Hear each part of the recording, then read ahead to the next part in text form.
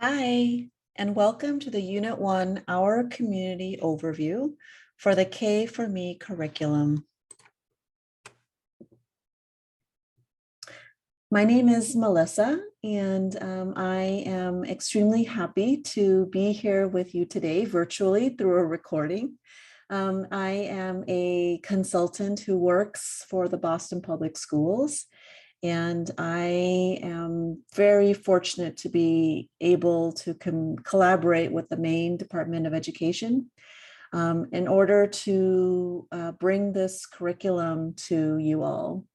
I worked in Boston for several years as a coach, as a curriculum writer, as a person who delivered professional development, and really fell in love with this curriculum in its entirety, its pedagogy, the way it came about, the way in which I saw teachers and children both really engage with the love of learning, and how I saw children really being valued and listened to through this space. So here I am. I actually live in California, so I am quite far from probably where you are right now, but I am so thrilled to be able to connect with you. And I will be creating these recordings for each of the units with the purpose of really giving you some kind of introduction to each unit as we get through the year. And to provide you with some support as you get started. So here I am, and those are my littles, Addie and Aiden, and they are all of me. And so we are all happy to be collaborating with you. And so let's get started. Our time together, as you know, is really going to be focused on the first unit of study as you start your school year. And the first unit here is known as Our Community. And it is the first of 4.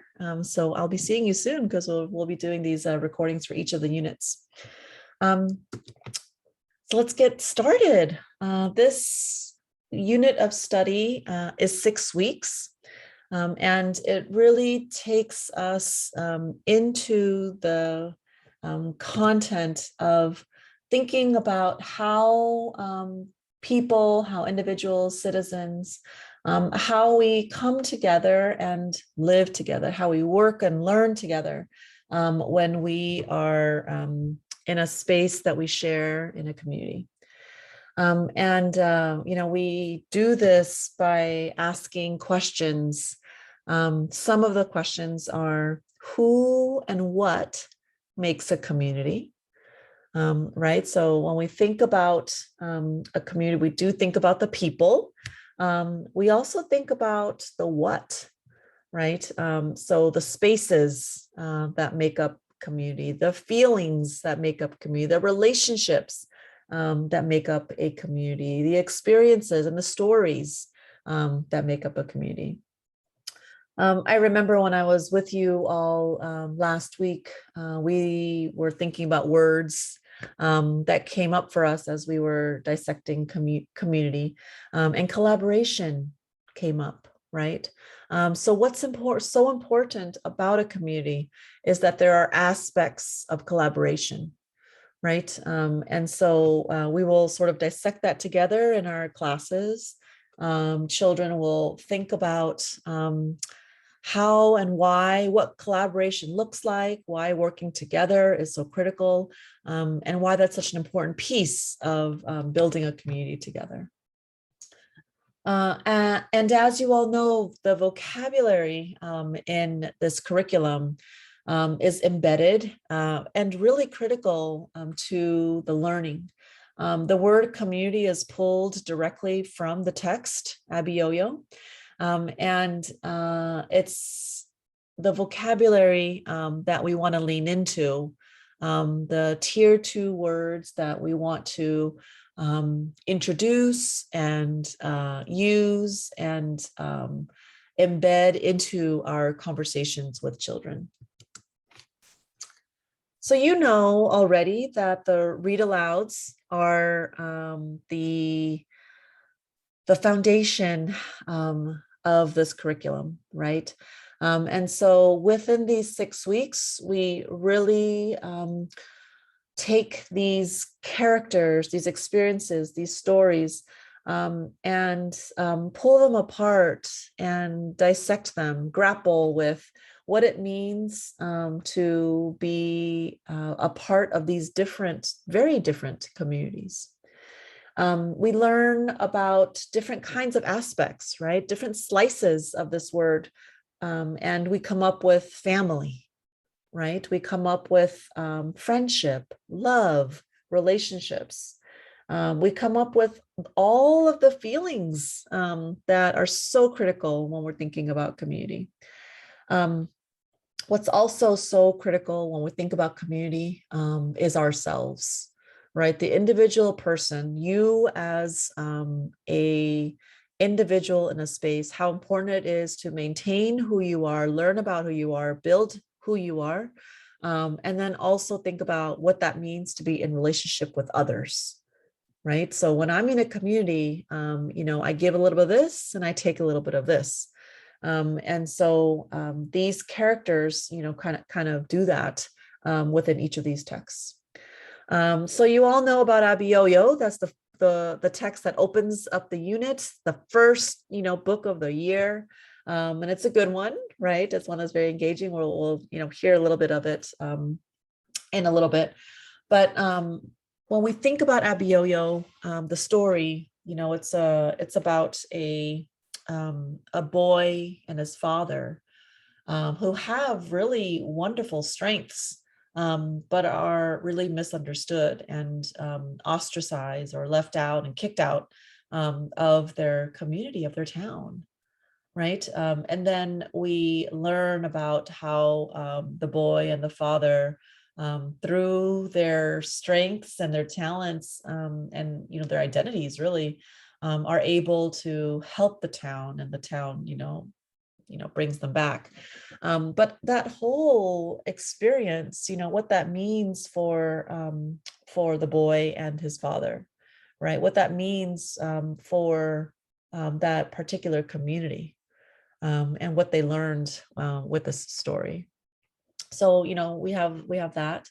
And just to name a few others, we have stories like Abuela, that's the woman who's kind of flying in the corner there, right? We have her and her granddaughter who share a really special relationship with each other, right? And then they share a special relationship with their city. And we get to see from their perspective the beauty of that city and what it means to be a part of that particular place. And then we meet Grace. That's the beautiful girl to the upper left. And she also shares with the readers, her audience, her special talents and interests of storytelling and acting. And then, we learn that when she shares these, wants to share herself with her classroom community, again, she's met with some barriers, so we're learning about these characters and how being a part of a community can be beautiful, and it can also be hard, right? So, you'll see aspects of these characters and their feelings and how children and these characters relate and connect with one another is so important as we unfold this unit. There's stories of friendship, right? Big Al and Shrimpy is the last text of the book. The last text of the unit. And these characters are become dear friends, and what does that mean to have such a strong friendship? And then, that brings out the best in each of you. So we grapple with that.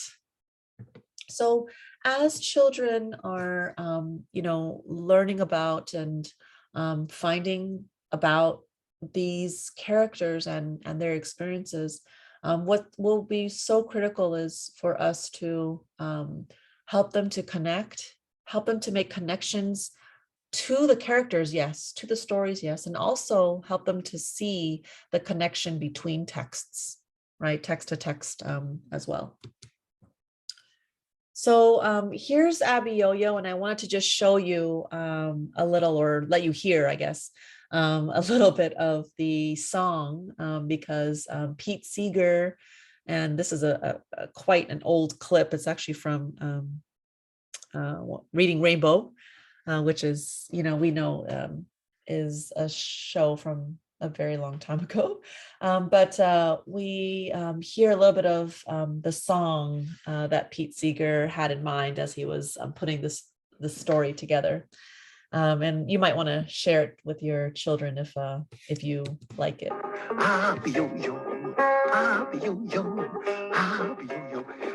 Well, you know the giant had never heard a song about himself before. And a foolish grin spread over the giant's face. The giant started to dance. Yo-yo, yo-yo, yo-yo, yo-yo. The boy went faster. Yo-yo, yo-yo, yo-yo, yo-yo, yo-yo, yo-yo, yo-yo.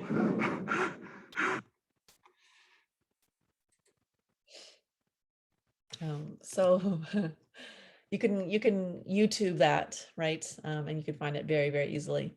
But I thought it'd be fun to share that with you right now. And it always brings a smile to my face. And I actually have seen teachers not share this with the children at all. And then let the children kind of make up their own tune to the song and, sort of act it out.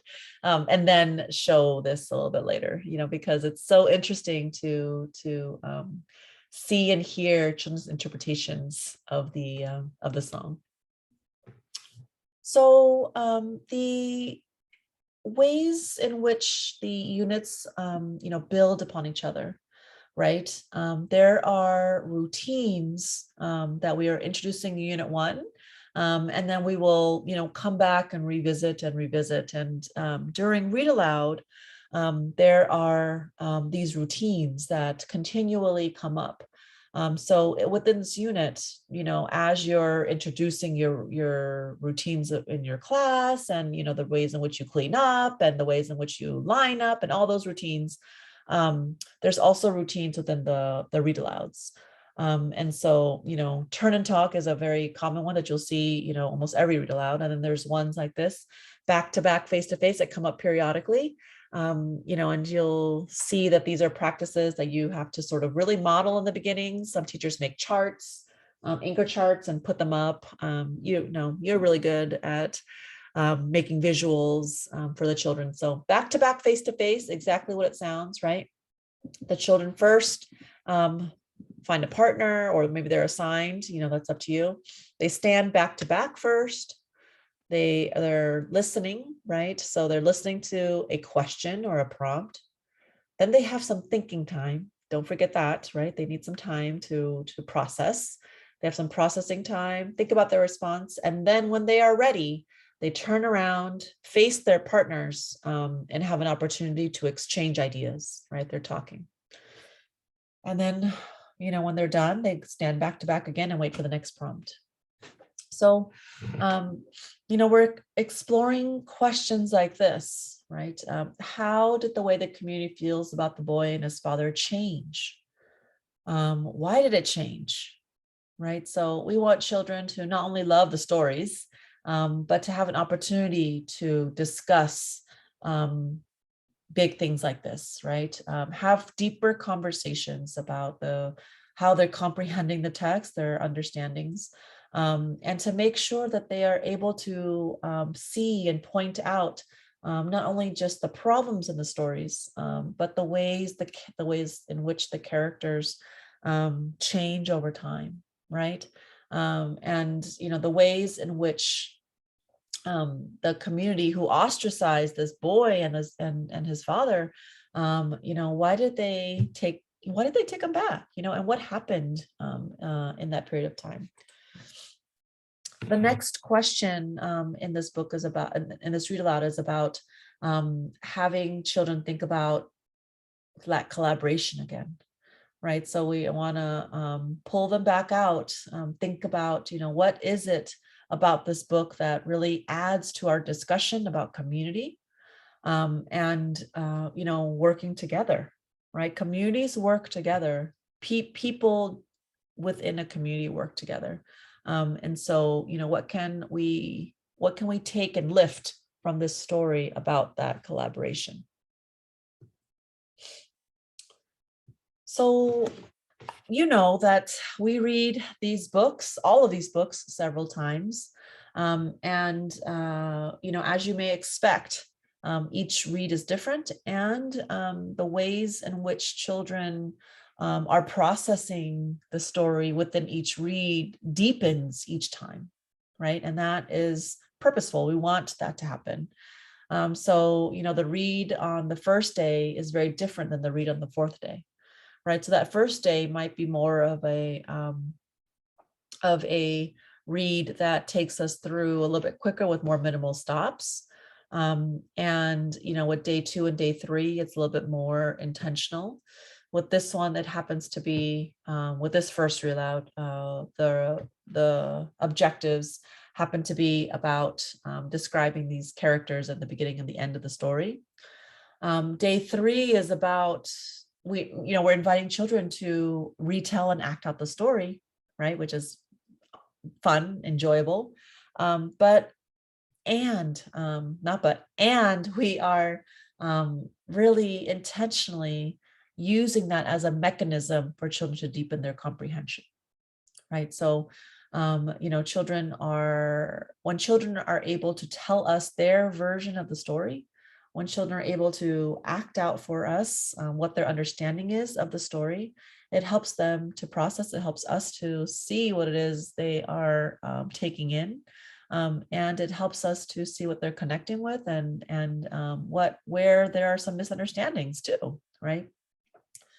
And then in day 4, there happens to be, not every single read aloud is the same, but this one happens to have a writing piece to it. So for every unit, there's this unit question, one question that guides us throughout the whole time. And each week we pause to revisit this question, right? So we suggest that there is a chart that kind of just grows over time, right? And so we add on to this chart at the end of each week. And, we want to do that to see the learning that happens over time, understand what children are interested in, and also, what they are connected to, what they are really misunderstanding and understanding, and where we can go next, right? Where can we take this further? How we could take it further? We can see at the end of the unit the arc, the arc of the learning and how it has transformed throughout the 6 weeks. So as you know, the centers are the opportunity in which children are working and playing and exploring. You know how I feel about play and that word, and you all are going to keep hearing it all throughout the year and keep using it yourselves. Here are the centers that are open nearly every day. But I wanted to highlight a few for you to kind of see and feel the kind of learning that happens in this unit. Of course, they're all up in Play-Doh, right? How could you not open up a kindergarten classroom without Play-Doh? And we're also going to be, getting dirty from that first in the beginning. So we are opening up that paint and letting them explore it. And so in the first unit, we are introducing tempera paint and also watercolors. Notice that it's mixing paint. And what I always want to emphasize is that sometimes when children are exposed to paint, It's not necessarily what goes onto the paper, but actually what happens when children get to mix the colors, right? So that's, the objectives of these particular first weeks. They get into crayon resist and they start the self-portraits. So they do self-portraits a couple of times in the year. In the art studio, after the first several weeks, towards the end of the unit, we're introducing that concept, this practice of beautiful stuff, of loose parts. So, you're having that conversation, bringing in some examples and talking about what is this beautiful stuff? Where can I find it? Where can I collect it? And you're sending home letters. Okay. And this is where the practice begins, and it doesn't end until the last, until the last day of school. And so you'll be getting beautiful stuff all year long, hopefully. In blocks, we are inviting children to build and explore with different types of building materials. So we're inviting them to use those unit blocks that you have, and another kind of building material, whether that be foam blocks or these hollow blocks. They're building Abioyo's village. And I wanted to point this out, that they're building familiar places in your community, right? So this is the time where we are printing out photographs and building your collection, if you don't already have it, of the places that will make sense, be familiar to your children and families. So your school, outside your school, print that out. Your library, if that's meaningful to you, your community, print that out. The grocery store, the hardware store, the gas station, the places where children are going to know, you hold it up and they get excited. They're like, I know that, so where those places are, print them out. If your children take the bus and they need a ticket of some sort, signs, that children will recognize. Children may not be able to read, but they know those signs, right? They know where places are, especially if it's like an ice cream shop or, the bowling alley, or, something that they enjoy. So have those places up, and we're inviting children to build those places. In drama, we're pretending home in school. And so, some of you may have this kitchen furniture, some of you don't, don't stress about that. Children, we can pretend home without this furniture. We can also pretend school, right? So put a calendar in there, put a pointer, that's all it takes. A whiteboard, roll your whiteboard in there. And then you will have a lot of mini yous, right? They will pretend to be teachers. It's kind of funny to watch, actually. And they will pretend to be students, and we'll see their understanding, appear of what it means to be in school and what it means to them to be a teacher. Of course, we're acting out stories. Here is a photograph of one of your colleagues' classrooms, and they're acting out Amazing Grace there. And you'll notice that the girl on the right there is wearing a wig because she's grandma, of course, you got to wear a wig. And then there's a child underneath the table. Then that child is pretending to be Grace, when she came home and really discouraged, particular day after school. And what I love about dramatization, acting out stories, is that, they will be inspired by these stories, right? They will flip through the pages and find out scenes that are really connecting with them, ones that are really interesting to them. And then they'll interpret the way that they want, right? Grace is feeling discouraged, right? How do I show you that Grace is feeling sad and discouraged and frustrated? This child thought by hiding under the table. And of course, later in the unit, the area turns into a barbershop or a hair salon inspired by Bippity Bop Barbershop. And, and you choose, is it a barbershop or a hair salon that will make the most sense to your kids? In writing and drawing, which happens later, what I mean is introduced later in the unit in week 3, we invite children to go on a scavenger hunt around their school. And again, this is one of those activities that you make it meaningful to you. Put on that paper, on that hunt paper, list the places that are going to be meaningful to your kids, right? And make sure you call it what you call it, right? So if you call the office, that's what you want to put. If you call it the main office, you put that. If you call it the principal's office, put that. So you call it what you call it. And put places that children are gonna need to know, right? We want to make this meaningful, impactful for the kids. So, list the places that they will need to know throughout this year. We hold interviews. We hold interviews of people who are meaningful to the children. So it might be a principal, it might be another kindergarten teacher, it might be the custodian or the secretary, it might be another child in the classroom, because don't forget, our community is made up of not just adults that we want to learn about, but each other, peers that we want to learn about. Also in writing and drawing, they're writing messages and small books to one another.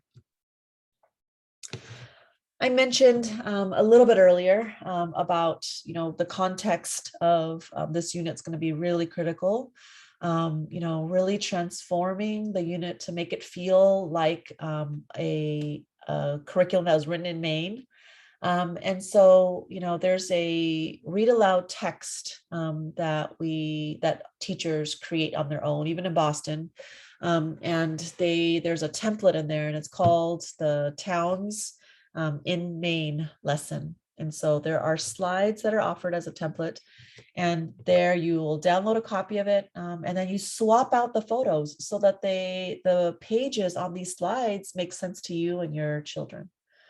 Right. So the objective here is that children can answer questions and ask questions from the slides, and they can name the places that they live, and really understand what the purpose of these places are.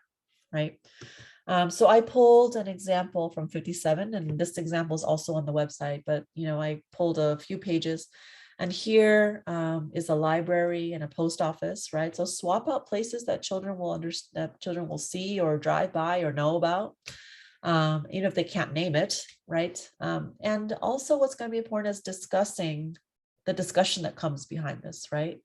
Why is it important? Why might it be important to have a library? What do we do there? How do we connect there, right? What's the intersection point in this place? So have discussions about that. Have they been there? What have they done there? Why was it important? How did they feel when they were in that library? And why is that place important to you, to your family? I pulled the page that had this hospital, right? And this fire department. And again, just really stressing that it'll be really critical for us to help children to understand the why for these places, right? So, might it be important that we are here? Why is it important for this community? What symbol does this offer to us? And is it important for this community, for the community members to be in the space? And what happens when you go there? What happens when someone in your family goes there, right? So make it fun and make it meaningful to them. So let's get into another component, and that is writing. As we think about writing and how it unfolds in this first unit, we're really going to start with storytelling. So you will see that the first week is really about digging into stories, your own stories, stories of the children, and getting into two texts that children really enjoy, and kind of deconstructing why we write. As we get into writing basics, we start to deconstruct storytelling. What is the purpose of writing, and what is the purpose of telling stories? So really just spend some time and lean into storytelling. Children have an opportunity to construct, deconstruct, tell stories through oral storytelling and also through drawing.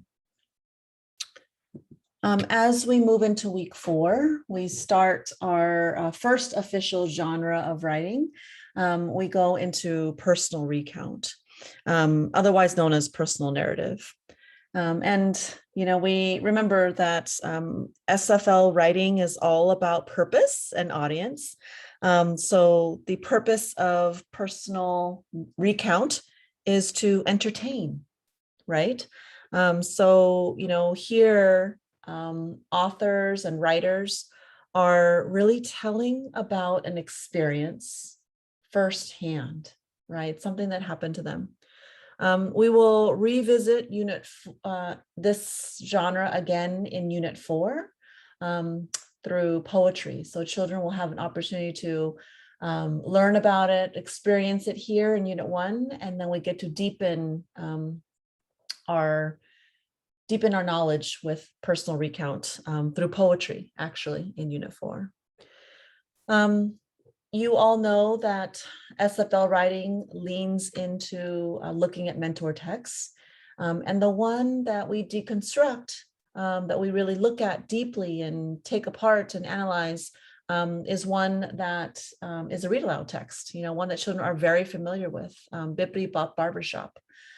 So children are reading this text as a read aloud, right? Enjoying its content. Dramatization turns into a barbershop or a hair salon. But in writing, we have the opportunity to really look at this the way in which this author tells the story, and take it apart, resequence it, and really look at how this author tells about a personal experience. Let's just take a minute to talk about stations. And remember that stations is an opportunity for children to practice some of these literacy skills that they are having instruction from, some explicit time to work with words, work with letters, put together words, deconstruct words, and put them, have an opportunity to look at text, have an opportunity to practice writing, have an opportunity to listen to books. So this is really a practice time, and it will also be eventually the time in which you can pull a small group. But think of Unit 1 as really your chance to set up this community, to set up your routines within stations. So when I say launch, right, I don't mean, get up and go and blast off. What I really mean is take your time in really being detailed about how your stations and routines are set up.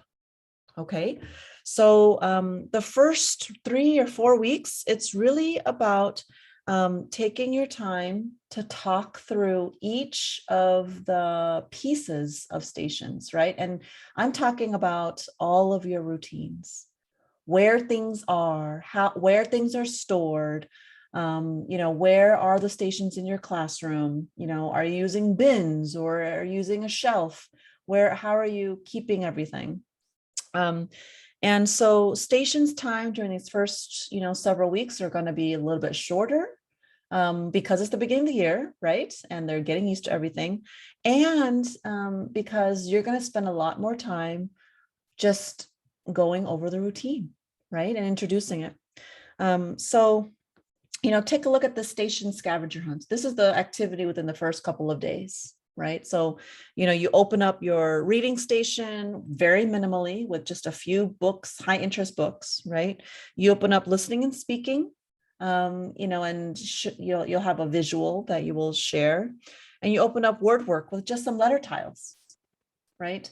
And then you offer this station scavenger hunt for children to find some of these materials, locate where they are, locate how they're being stored, and then also have an opportunity to just play with them, right? These letter tiles might be really exciting for some of these children. Give an opportunity to explore them. That dry erase marker, as boring as it is to us, it's very exciting for these children, right? To have an actual dry erase marker in their hands. So all these systems that you're putting into place, this is the opportunities first couple of weeks to really concentrate on the flow, the cleanup, what happens when I'm done, all of those kinds of things, because that will set up your stations for the rest of the year, right? So ease into it, go slow, pause for learning opportunities. When cleanup doesn't go as well, pause and discuss it, or regroup. The routine that you set up may not work as well as you had thought. Just a quick note about writing. Quick note about stations. The writing station doesn't start until week 5. So know that you won't see any lesson plans up until week 5, just because we want to ease these stations in. Storytelling and story acting. Remember that this is the component that brings lots of experiences and joy and relationship building. It's also the one that teachers like to drop, right? So don't forget about storytelling and story acting. And I want to just take a moment to talk about how it unfolds, the timeline of storytelling and story acting for Unit 1. So the first couple of weeks 1 and 2, let's just tell stories, right? Let's just get in there and invite children in to experience the joy of stories. Okay, so this is going to be the opportunity for, when there's a 2-minute window, tell a story. When there's a transition, tell a story. When you have a moment before, as children are coming to the carpet at cleanup, tell a story, right? So use this opportunity to really hook children into stories. This also will have direct connections to the writing. As you can remember, that storytelling is how we launch the writing component. Tell stories that are real, tell stories about things that happened to you this weekend. Tell stories about your frustration with not being able to find your car keys in the morning. Tell stories, right? Tell real stories and tell fantasy stories, right? Tell stories that are not real. Tell stories that sound real, and then, add an element of fantasy in there. Hook children into telling stories. Weeks 3 and 4 is an opportunity for acting out familiar stories. And this is when we want to bring in stories that children might already know. Abioyo is a very good one to act out at the beginning of the year, because children know it so well and we do so much with it. Take the time to take Abioyo into your stage, right? Bring Abioyo in, and then take some time to co-construct stage agreements, right? Stage agreements are those agreements that we're always going to hold on to as we come on stage, right? And this is also a routine. Make those agreements together. You might propose some, right? And get children's opinions on it. But this is the opportunity. Act out stories that children know, or that, most of the children know, or some of the children know. This might be a good time to do something like the 3 Little Pigs, or it might be a good time to do the Billy Goat Scruff. It might be a good time to do the Very Hungry Caterpillar. Stories that children might be really familiar with. I know that some teachers do even, 10 in a bed, and the little one said, roll over, stuff like that. 5 Little Ducks went out one day, things like that. And if you even do Baby Shark, do something that's familiar to the children, and it could be quick. Okay. And take the time to really think about those stage agreements. And then it's not until weeks 5 and 6 is when we want to start to take dictations and start to act out stories. Okay, that's the time where you're taking 1 or 2, 3 dictations a day, 4 or 5 if you can. Quick stories. They'll be quick in the beginning of the year. And then you'll act them out. Again, they'll be quick in the beginning of the year. So get this routine going early on. And that way children will build their knowledge experience with storytelling and story acting, and we'll build it on with it in the units that follow. So as you are embarking on Unit 1, I'm hopeful that you are inspired to really make this your own, and listen to your children and make this unit really come alive for them, right? I wanted to pull this quote from this principle, to end our time together. What students remember more than the classroom is the community, right? And you are building practices, you're building what it feels like to be in the space with one another. And you will not only get to know one another, you will not only learn routines together, you're gonna make mistakes together. You're gonna grapple with dilemmas together, right? You're going to learn about what it means to give a little and take a little, because that's what it means to be a part of a community, right? You will learn how to work together in a way that's going to build as the units go on. So really take your time here, and don't feel the pressure to rush through this. But feel the pressure to make this meaningful for you and for the children in front of you. All right. So enjoy each other. If you know this, if you have any questions, Leanne is here, and I'm here. So just in case you don't have my email, it's here. You can email me at any time. But I really look forward to seeing how Unit 1 goes for you. And I will see you all soon. Thank you. Bye.